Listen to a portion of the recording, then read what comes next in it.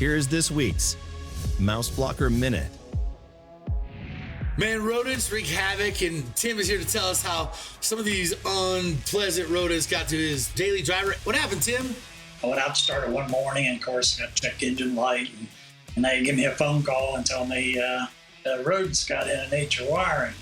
I went and bought a Mouseblocker. That's solved the problem for that, but here I had to take my truck in. The battery went dead, and lo and behold, the shop forgot to hook up my Mouseblocker. Oh, no. Oh, no. It happened again, and that's been here probably about a month ago. How much would that repair cost you if you had to pay? I know what insurance covered it, but how much would a repair like that cost you? This last one, they told me $1,300. The first one go around, it done more damage. It was $2,200 the first time. So That's $3,500 of damage. $30 in damages from mice. Wow. Do that, man. Hey, when rodents wreak havoc, people reach for Mouseblocker. You should too.